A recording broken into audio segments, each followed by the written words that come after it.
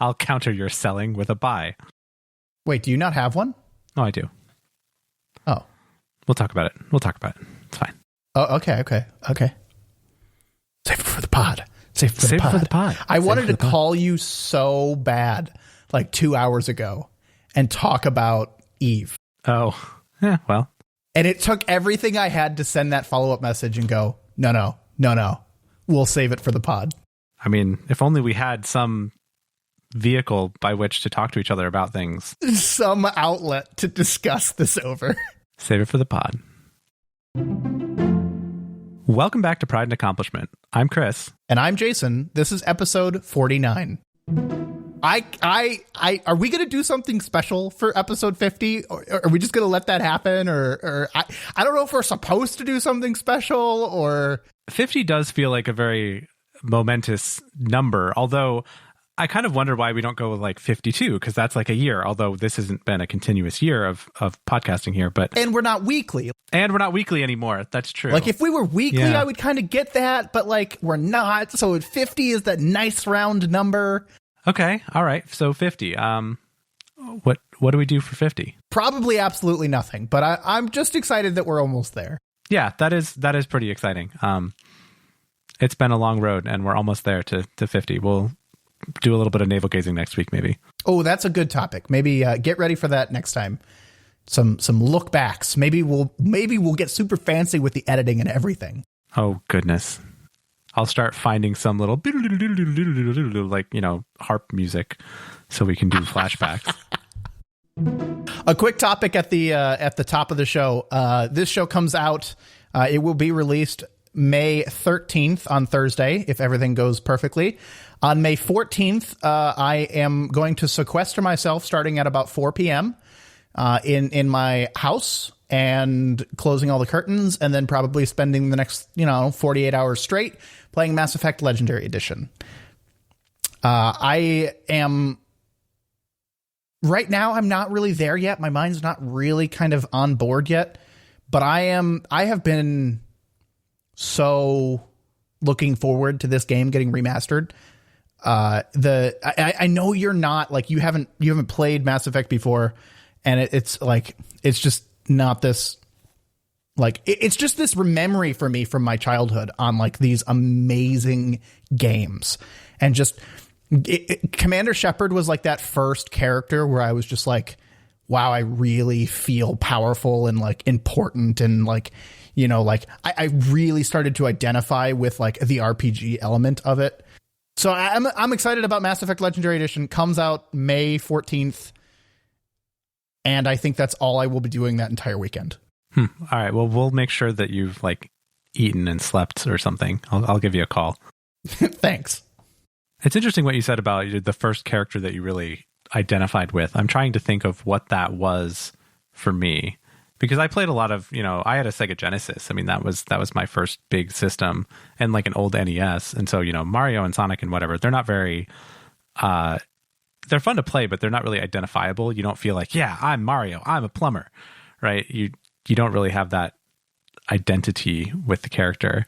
I guess maybe it's Final Fantasy IX, where you have that RPG and you get to kind of build up your team of characters and choose who you're going to have in your party. And there's a big epic story. And so you kind of know some of the characters. Although I made what I now would consider cardinal sin of RPGs, where I renamed the main character to Chris, because, it was like, what's your name? And I was like, well, my name is Chris. And I was, in middle school or something. And now I just leave it as whatever the default is. Oh, yeah. And I think that's part of the draw to Mass Effect for me, was the trailers for Mass Effect were honestly some of my favorite parts of that game. Because they felt like movie trailers. They felt so real, like so well made, so high quality. And then you got to go into this game, and I did the same. I learned my lesson the hard way with Commander Shepard as well. I customized my first one, and I will never do that again. I for now, leave Commander Shepard exactly as the default. I leave the name as Shepard. Because I think you can customize like the first name, or I don't remember. It's been a long time, but you can customize certain aspects, most certainly the look, but I don't do any of that, right? Because I get into the game and I don't want to use the word identify with. I don't identify with Shepard, but it was the first character where I like truly cared about the character and the team of characters. It was like my first true grand RPG, you know. It's also, you know, I wouldn't say it's genre defining, but it is a very strong game in that genre where you have a team, you build a team, your team matters, your interactions, your conversations with them matter. And I felt all of that. I felt all of that from Mass Effect 1. So that's what I don't know. That's what makes me excited. Mass Effect 1 is super old. I think we talked about it on a previous episode. But it is like late 2000s, I believe. So more than 10 years. Maybe even 2006. I don't exactly remember, but to me, it's essentially unplayable in its non-mastered form. I can't get engrossed the way I used to playing it just because it's so not good. And that's kind of why I'm excited for this. Mass Effect 2 is a little closer. Mass Effect 3, honestly, based on what they're showing, they haven't really updated it too much. It looks very similar to how it came out. And it was a great game, all three of them. We don't talk about Mass Effect Andromeda, but the original trilogy, I know I'm just ranting at this point, but they are well worth the play. Well, I'm glad you're excited, and it's fun to have something to look forward to. With that being said, I've made a terrible mistake. Oh gosh, what did you do? I resubscribed to Eve. What? You what? Pretend like you didn't know, but I did tell you earlier today, and I did kind of spring it upon you. I actually will say I'm not surprised here. Not really surprised. I was playing it as surprised, but not really surprised. I got the email from Eve today that said it's our 18th birthday today. Eve Online is turning 18 today, and they have, their annual deals where you can get daily login rewards and all this stuff. And I was looking at all this and I'm like, they're going to get Jason. You knew, didn't you? You knew. I kind of did. Yeah. So you and I had talked about this just a tiny bit before the show. Were you actually going to kind of send me a message and be like, hey, we should look at this? I was going to send you a message and say, look at this. They're doing some kind of event. You've been talking about Eve on and off for the past month.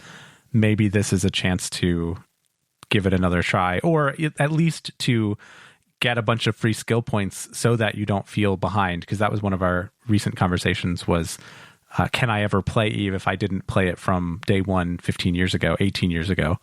Yeah. Yeah. It was perfect timing. It really was. I was sitting there and I was like, I can, but I can't say no to this. I can't say no.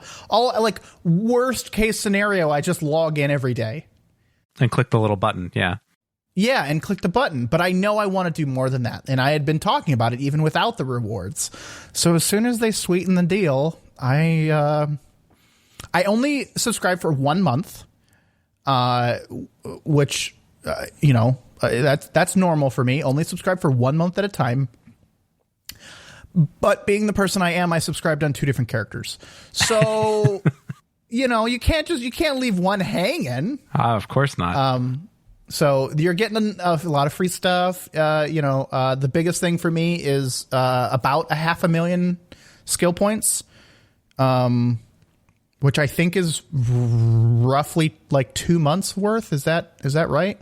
I don't know. That sounds reasonable. We'll go with that. And if we discover otherwise, we can correct ourselves. Yeah, if you're an Eve expert out there and want to correct me, that's fine.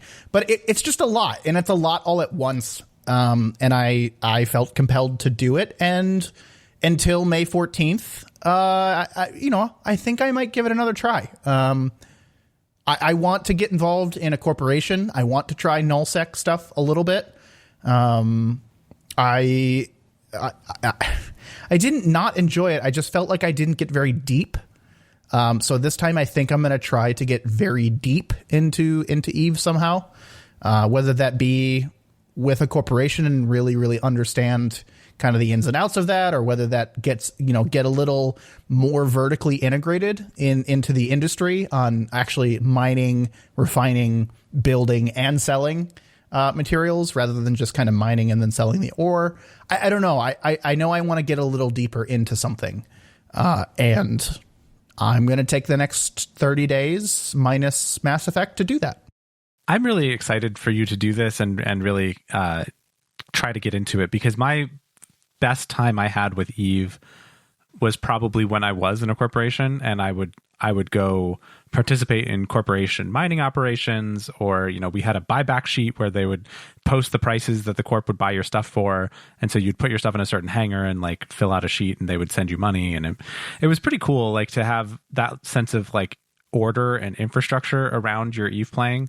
The last time that you and I played, we kind of did our own thing. It was us and another friend, and we didn't really have a lot of like structure to what we were doing. We were kind of just, oh yeah, let's go out and mine, and then we'll go sell the stuff we make with mining on the open market.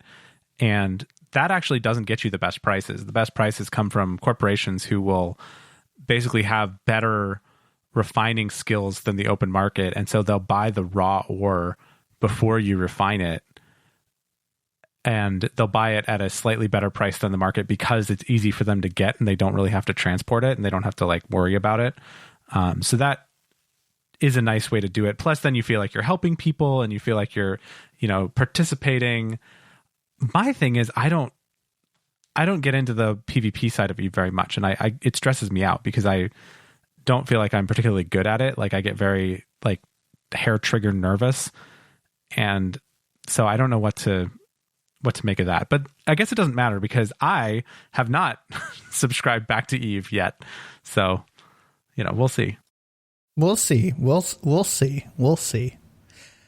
I'm not really interested in the PvP either. I think some of the corporations are starting to kind of learn that people like don't really care for it, or because a lot of the advertisements I see for corporations are like, hey, we don't really do PvP, but there must be something going on or some benefit right now, because they're like, we'll go out with the Alliance every Thursday and just mess around in this one sector that could have a benefit that we may or may not encounter other players in.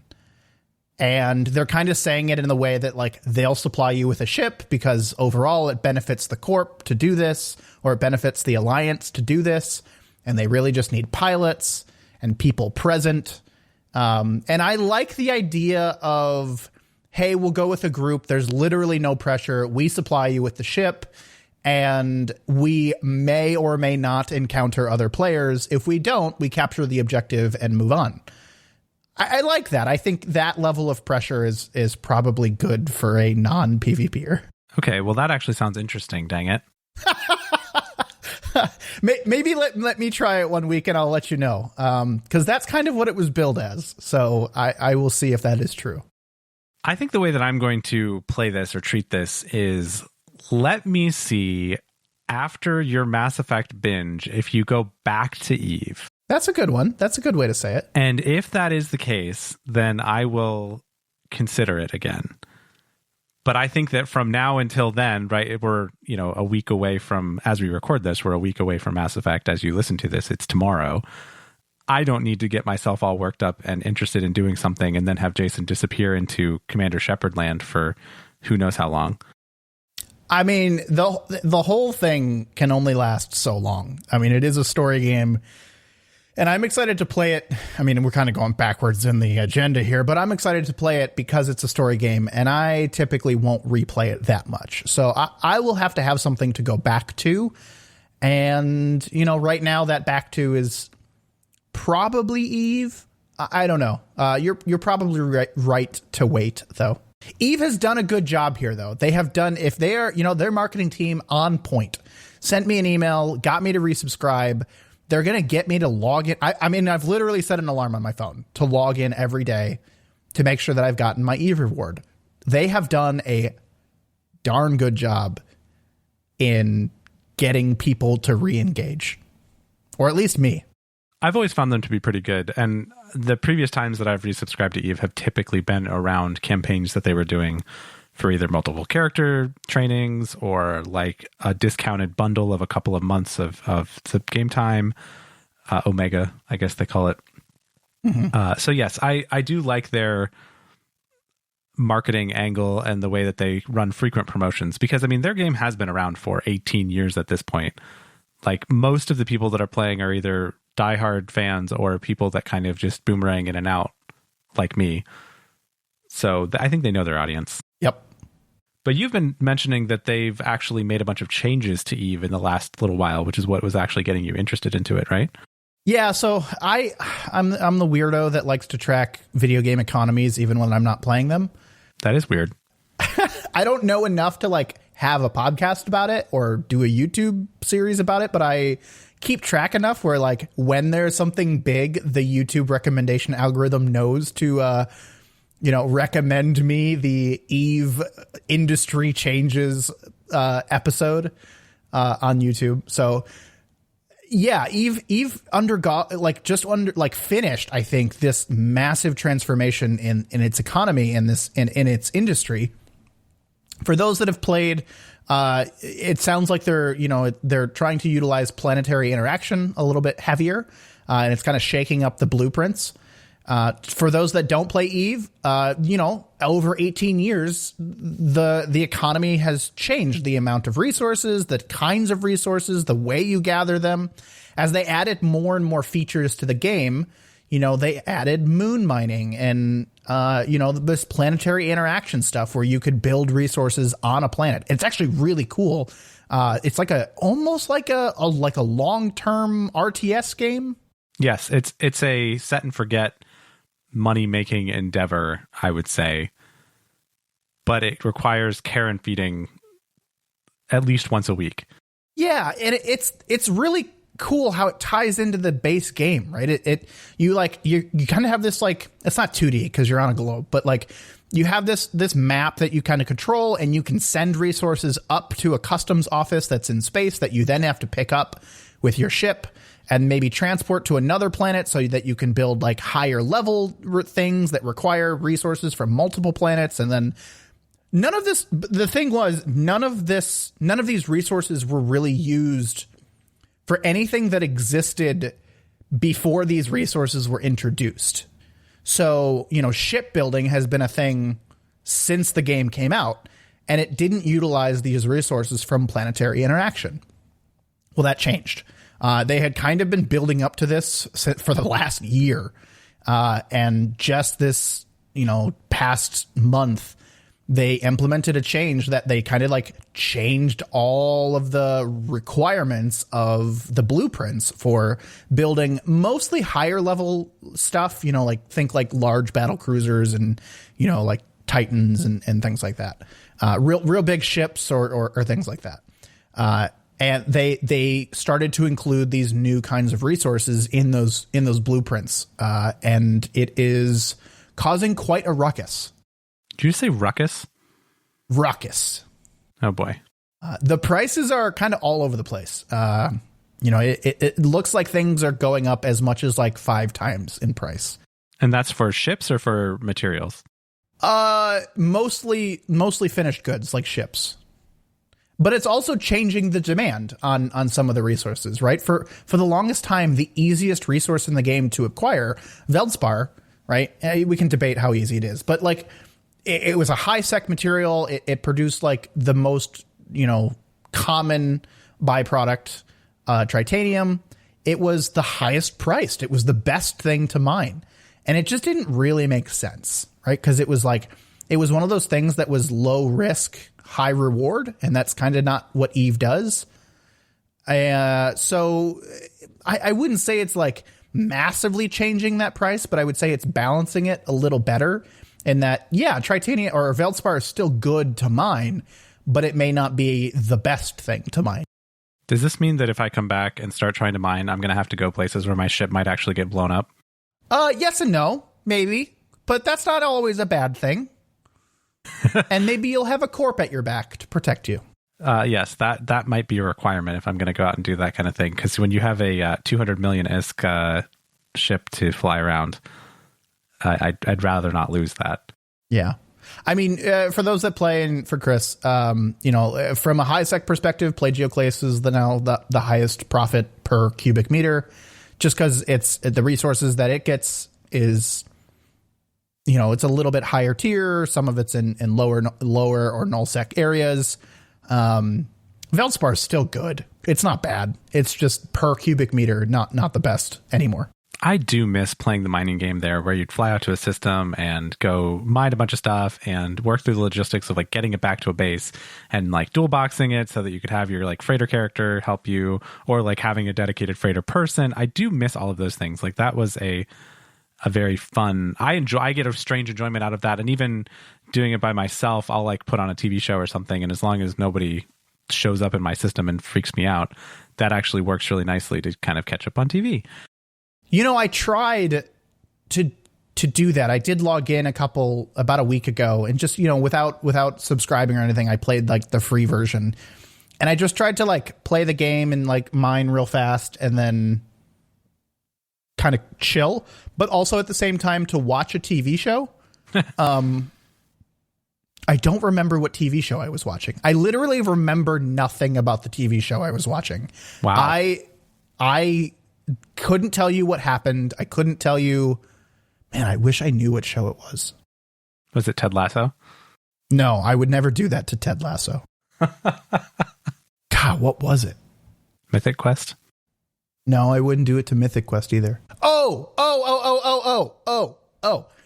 It wasn't a TV show. It was Catherine of Sky playing a game, right? Oh, well, that's different. No, it's not. Because when I look away for like, I don't know, a half hour to play Eve and literally am not paying attention and then look back and it looks like she's playing an entirely different game because I was not watching for the last half hour. It's not like I was just catching little glimpses of it. I had no idea how she got from point A to point B in a half hour. I just can't multitask like that. There's no point. There was literally no point for me to have her YouTube video playing because I couldn't tell you one thing that had happened in that half hour. But it doesn't matter. It just goes to show that like I cannot multitask like that. But it's fine because that means I'm just totally engrossed in the game I'm playing. I'm sure that is actually healthy. The other thing about Eve, we may have talked about it before, is I'm hoping that these, I don't have confirmation of this, but I'm hoping, like I said, right, risk versus reward, that some of the things that you and I tried in the past that were higher risk, because we wanted to try something different, right? Mining, circling around the same asteroid in a high security system without any kind of real threat, nothing huge threat. It just gets kind of, it gets a little boring. So sometimes you want to shake it up, right? And it wasn't always, but every now and then we would want to shake it up. Well, you and I tried ice mining one time, which it's a little different. It's a little lower security. It's a little out of our comfort zone. Oh, it's so stressful. Yeah, okay. It's a little, but it was less profitable. Well, yes, that was broken. And I'm hoping that changes. I'm hoping that's one of the things that comes as a result of these changes, because something like that's more stressful, that's more risky, that gets you out of your comfort zone, that puts you and your ship at risk of being lost, should be more profitable. Yeah, ice mining is a race. It's basically everybody shows up whenever they find an ice belt on the scanner, and then you just have to basically get all of the ice that you can as fast as you can before the guys that want to blow you up show up. And you have to be very careful and make sure that you're ready to go at a moment's notice and pack up all your mining drones and just get out of there. And it's like almost like a time attack kind of a thing on your Eve mining. And it's actually exhilarating. It's very fun, but it's very nerve-wracking. So hopefully that does turn into something that's worth doing, because it is fun to do from time to time. And if it turns out to be profitable, that's right. It's not something that I would recommend doing every session. That one you cannot watch TV while you do. You have to pay close attention. No, you have to. Yeah. Anyway, EVE Online, maybe we'll talk about it a little bit more. If you've never played it before, everyone calls it the spreadsheets in space. Yeah, it's a little numbersy. A lot. You talk about groups of people being called corporations. Yeah, it's pretty numbers heavy. A lot of math involved in terms of making money, but I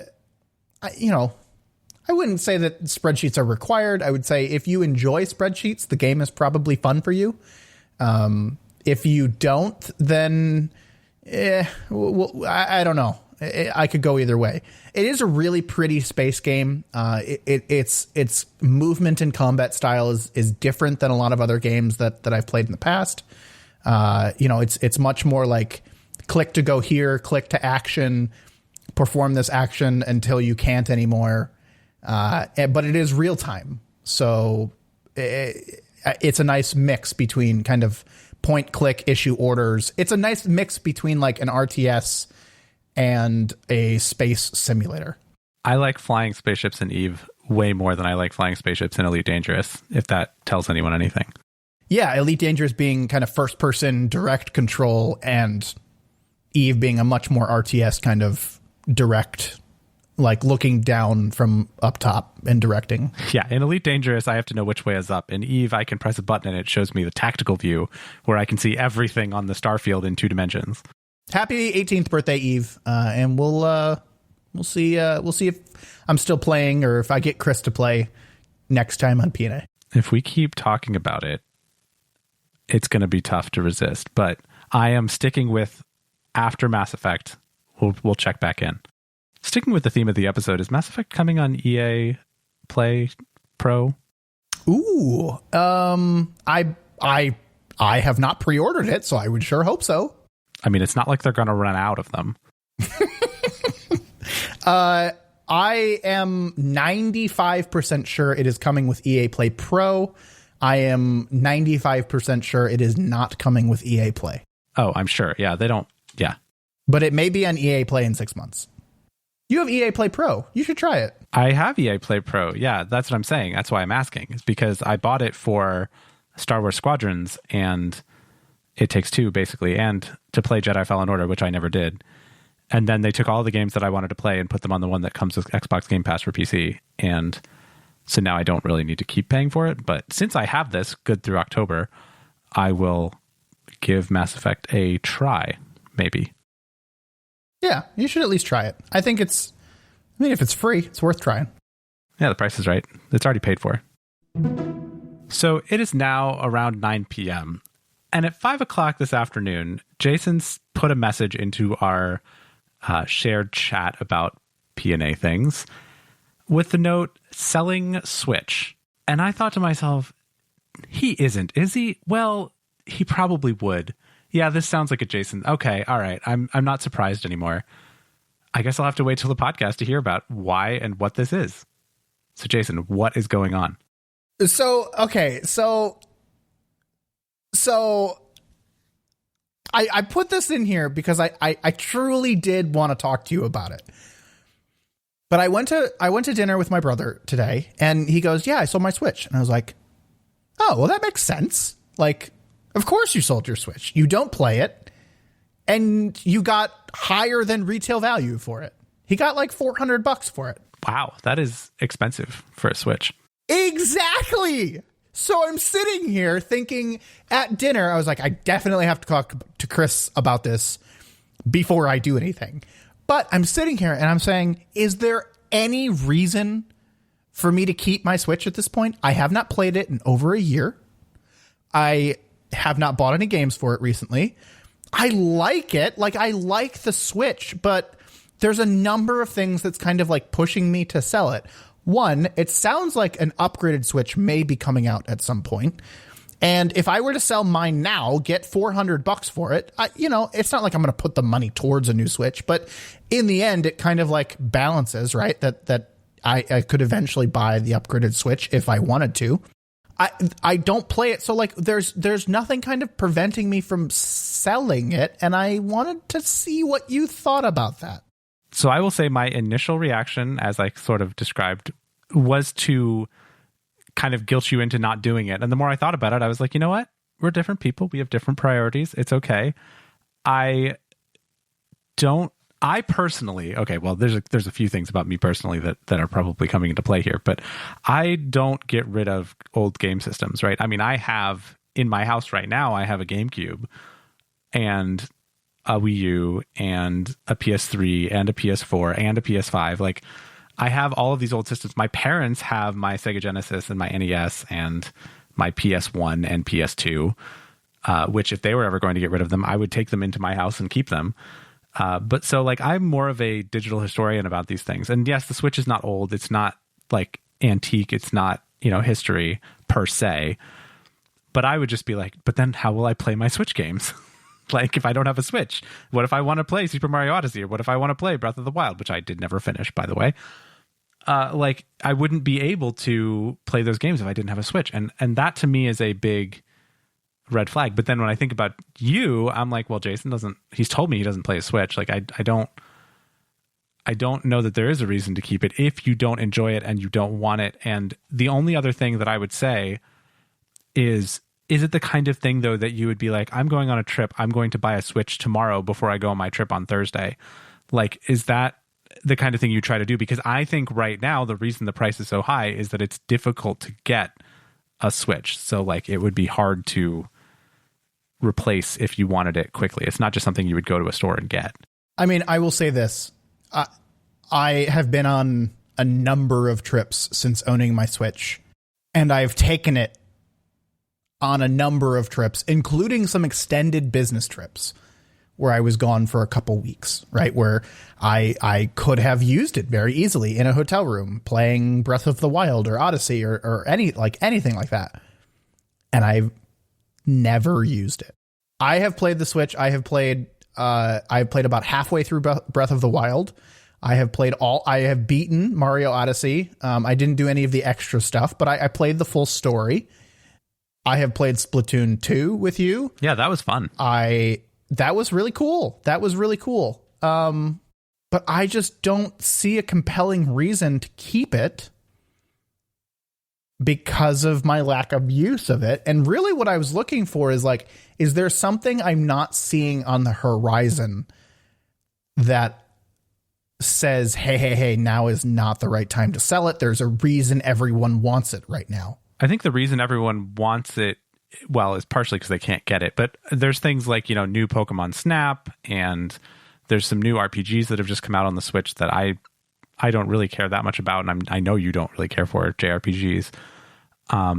Coming up on the horizon, I think that the Breath of the Wild sequel is probably going to come out this Christmas time. That's the only thing that like is really like rumored or definitely on the horizon. There's, rumors of like a Super Mario Odyssey 2. There's like this whole Metroid Prime thing where they might maybe redo the Metroid Prime trilogy, although that's, been in development forever. I think there's like I think they're remaking Pokemon Gold. I think like as a top-down thing for the Switch. I heard Silver, but yeah. Well, same thing. I'm personally looking forward to that because that was my first Pokemon game, so I'd like to get back into that for me. Oh, mine was yellow. But, well, actually, no, my first Pokemon game was red, yes. But when I had a Game Boy Color, it was gold. Anyway, it doesn't matter. So, maybe I'll go back to that. Although this is something, again, where I would say I would do it and then I won't ever play it. Is there an upgraded Switch? I mean, I know it's a rumor at this point, but do you think an upgraded Switch is on its way? And do you think it will be as hard to get as, say, a PS5? I think an upgraded Switch is on its way. I think it will be as hard to get as a PS5 in the first 6 months, at least. The Switch itself, I don't know if you remember, but I do. The Switch itself was very, very difficult to get for basically its first year of existence if you didn't like pre-order or get it like at launch window. Once people realized it was actually good and that the games that were out on it were actually good, it was very difficult to get Switches, I believe, for a while. Yeah, I got mine for Christmas. So I didn't actually go through the experience of buying it. I don't know. I don't think I'm going to end up selling it, but really, I don't think I will, but it is very, very compelling to do so right now. I like my brother said he wanted to, or my brother said he did it, right? He got $400 for a Switch. and the 2 Joy-Cons that attach to the Switch. And then I have a couple games on top of that, I would consider probably keeping, that I have in physical form. Cause if an upgraded Switch comes out, I would consider getting that. But he said, yeah, I sold it for $400. The thing only cost $300. And I was just like, man, it's just this thing sitting in my closet. I mean, I honestly don't even know where it is. It's here somewhere, I'm sure. I'm sure I could find it if I looked, but I could not tell you where it was right now. I wouldn't fault you for it. Like I would say, yeah, that's a Jason thing to do, right? That's something that Jason is likely to do, but you also are more willing to go through the effort of, posting it on eBay or Craigslist or whatever and like boxing it up and like sending it somewhere, where I personally wouldn't want to go through the hassle. But I totally get it. And I think that's just the difference between you and I. And also I actually enjoy the Switch, which is why I am a little bit taken aback here. That was my next question, is like, when was I know you have a PS5 now, but when's the last time you actually got it out and played, something? What are you currently enjoying on the Switch? The last thing that I played on the Switch was Hades, because Hades actually has cross-save between PC and Switch. Oh, that's nice. So when I traveled over the holidays, I took the Switch with me with Hades, and then I was able to, I think actually I started on the Switch because I was like, oh, this is like an indie game. It looks like something I'd want to play on the Switch. And then once I played it a bunch over Christmas, and then I really liked the gameplay, I bought it on Steam. I think I told you that, and that's when you bought it. But I bought it on Steam and synced over my progress from the Switch onto Steam. Then I played it on Steam a whole bunch. And then I actually just yesterday, the day before, I'm getting ready to go on a trip, first trip in a very long time. I booted up Hades on the Switch to have it sync down my save file from PC, so that if I want to, on my trip, play Hades, I'll have all of my earned progress and all of that stuff. So Hades is definitely probably the biggest one. For the longest time, my wife was playing Animal Crossing pretty regularly when it first had come out, which is nice to be able to be like, just jump on those bandwagons as they come up. I think for me, I actually getting ready, whenever I get ready to go on a trip, I look in the Switch eShop and I look to see like, is there anything that I want to take on my trip and like get a new game, usually in the indie capacity. Right now, the thing that's just come out is Super Mario 3D World and Bowser's Fury, which is a remake of a Wii U game, which I did not have on the Wii U. One of the few kind of big name games that came to the Wii U that I didn't end up having. And so there's a remake of that on the Switch now with some bonus content. And I actually have considered picking that up because I did enjoy Super Mario Odyssey, and this is not the same, but it's in the same, kind of platforming Mario genre. And it's got, Cat Mario and those like clear pipes and stuff. It looks really fun. So that's kind of tempting on my list. Also, Paper Mario Origami King came out last summer, and that's been on my list of things once I want to sit down and play a big, long kind of game on the Switch. That's an RPG in the same vein of Super Mario RPG from the Super Nintendo that I want to play. I just haven't bought it and played it yet. So like I have a few things on my backlog on the Switch that I want to play, which is another reason why I'm like shocked that you'd want to get rid of it, because I'm like, there's so many things I want to do. But by the same token, that upgraded Switch, I will want that. I probably won't get it, but I will want it when it comes out. So I can't fault you for saying I'll just pick that up when it comes out. Man, I don't know what to do. I really don't know what I'm going to do, but you're right. I can pack it up and kind of sell it. I have no qualms about the actual sale process. But I don't know what I'll end up doing. But I'm glad we had this conversation because, there was a few angles that I didn't see. I'm thinking in my head right now, like, what do I want to do? I know I need to pick something. Like inaction here is really easy. Like literally just forget that I have one. Inaction is really easy, but man, that like, it just, the ability to sell something kind of above retail when I'm not using that, and then, eventually maybe get a new one is kind of appealing to me. I am very interested in what others have to say on this. It's kind of one of those things that I see Chris's point of view. I see mine. I think there's probably a lot of other opinions out there. Some people are, Chris is very nice. He did not call me crazy. But I am interested in what others have to say on this topic, because I think I can be swayed one way or another at this point. So we'd love to hear from you about, the Switch or Eve. Let's talk about Eve, or Mass Effect, especially those of you playing for the first time. That would be super exciting to me. I am hoping to potentially be part of Chris's first time playing Mass Effect. But for all of your feedback and all of your conversations that we would love to hear from you, please visit us by joining our Discord and starting a conversation in the Discord. You can get there by going to discord.pnapodcast.com. That's discord.p-podcast.com. If you want to check out any of our older episodes or read our show notes, you can visit our website at pnapodcast.com. That's P, the letter N, the letter A, podcast.com. There you can also find a link to get in touch with us if you want to by email, but really the best way to get a hold of us is by Discord at discord.pnapodcast.com. We host our podcast actually through Libsyn, and they've done like a re-release of the website, and it looks really cool. If you want to go, check it out, maybe listen to some of the older episodes. It looks really nice. We got a new About section. We did some work there, but visit us at the Discord, visit us at our website, get in contact with us. Let's start a conversation. If you're enjoying the show, we would just ask that you would share it with your friends. Thanks for listening, everyone. We'll talk to you next time. So you haven't watched The Bad Batch? I have not watched The Bad Batch, no. Okay.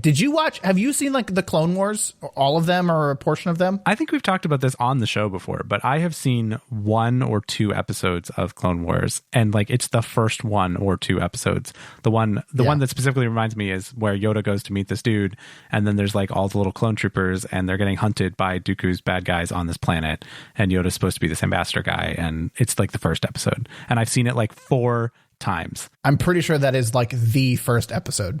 Yeah, because I've tried to watch it like 4 times because I'm like, I'm going to get into Clone Wars. I better start at the beginning. And then I watch the same episode again. Well, when you resub to Eve, Clone Wars is a great one to have in the background. Yeah, that's actually a good idea. I should do that. So I watched the first episode of Bad Batch. It came out as we're recording. It came out, I don't know, last night, the day before. It came out on May 4th. May the 4th be with you. Yeah, Star Wars. Yeah. Would you imagine that? And it is, I remember it being marketed as like to an older audience, not like adult, but not like kid. Mm-hmm. And I don't know that it's living up to that. Like I was hoping for it to be a little bit more gritty. It's not quite there, but I have to say the first episode, the way it ties in with some of the other stuff in the universe, I was really on board with. Am I going to understand it at all if I'm not like a Star Wars super fan? Yes, I think so. And so two really good points. I think it, like non-Star Wars super fans it does a nice job of like kind of explaining a little bit about what's going on. It also, the first thing my brother asked when I told him I watched it is he's like, hey, do I have to have watched the Clone Wars? And I was like, no, like it, at least not the first episode. It doesn't even tie in at all from what I can see, but you do have to have watched at least the prequel trilogy, which I know you have. Oh yeah. I've seen the movies. No problem. I thought it was good. I think, I'm a little overwhelmed to start. Like I've watched like 2 or 3 seasons of the Clone Wars, but I've never finished it. So I was kind of like worried that I would have to know it before I started the Bad Batch. It does a nice little throwback to the Clone Wars. I think it does a really nice job with that. I'm going to see if they keep that going with episode 2 or if it was just kind of a 1 episode thing. But no, I think they did a nice job. I would like to see it get a little grittier, and maybe it will in the next couple of episodes. Not like, super gritty, but like just maybe a little bit more like adult theme of, undertone adult theme. I mean, I'll have to give it a shot. I have Disney Plus. I might as well give it a watch. The first episode's 75 minutes, if that tells you anything. Holy cow. It's not like Clone Wars where it's like a 22 or 23 minute episode. And it doesn't like drag? Does it feel like it keeps moving forward? Oh yeah, no, it definitely, it feels kind of like a movie. I don't know that all of the episodes will be this long, but it was good. Huh, that's cool. Anyway, Bad Batch. May the 4th be with you. It doesn't matter. It just goes to show that like I cannot multitask like that. But it's fine because that means I'm just totally engrossed in the game I'm playing. I'm sure that is actually healthy. Yeah. Sorry. Speaking of Ted Lasso, it just reminded me of something that was that was said in Ted Lasso. Do you? I don't know if this will make the cut, but do you remember the scene where he is being asked whether he'd rather be a panda or a lion? And no, the guy, I think his name is Jamie, right? Jamie Tart. Jamie Tart comes out and he goes, neither. I would always choose to be myself. And Ted Lasso goes, I don't think you realize how healthy that actually is. It's a great line. Ted Lasso is the man. Okay. I'm going to transition back to Eve here.